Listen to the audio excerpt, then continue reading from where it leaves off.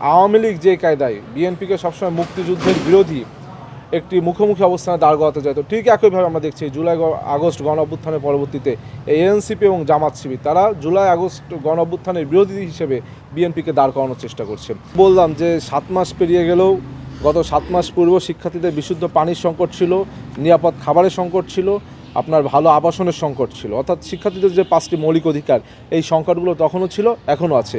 ভিতর থেকে কিছু কিছু নেতৃবৃন্দ যারা ডাকসুতে এই যে তথাকথিত নেতৃবৃন্দ তাদের হয়তো জীবনযাত্রার মান উন্নয়ন হয়েছে। তারা হয়তো আগে আমাদের সাথে এখানে বিভিন্ন জায়গায় চা খেত, তারা এখন হয়তো বিভিন্ন ক্যাফেতে চা খাচ্ছে। তাদের জীবনযাত্রার মান উন্নয়ন হলো, তাদের ব্যক্তিগত জীবনে তারা বিভিন্নভাবে ব্যক্তি উন্নয়ন ঘটালেও শিক্ষার্থীদের জীবন মানে কিন্তু কোনো উন্নয়ন হয়নি।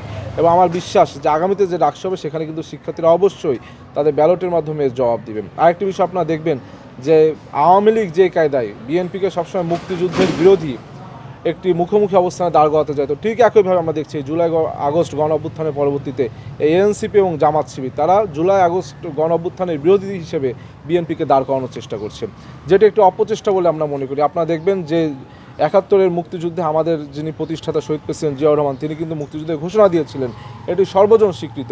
কিন্তু আমরা দেখেছি আওয়ামী লীগ সবসময় আমাদের মুক্তিযুদ্ধের বিরোধিতা বলতো। ঠিক একইভাবে আমরা দেখছি জুলাই আগস্ট গণ অভ্যুত্থানেরও মুখোমুখি দাঁড় করানোর চেষ্টা করছে তারা। কিন্তু 71 যেমন সত্য, 71 যেমন প্রতিষ্ঠিত যে বিএনপি মুক্তিযুদ্ধ দল, ঠিক একইভাবে এই 2026 সালে এসেও এটি প্রতিষ্ঠিত হয়েছে এবং দিনে দিনে আরও প্রতিষ্ঠা পাবে যে জুলাই আগস্ট গণ অভ্যুত্থানের একমাত্র ধারকবাহক রাজনৈতিক দল হিসেবে সেটি বিএনপি। দেশে দেশে সবার সাথে দ্য নিউজ।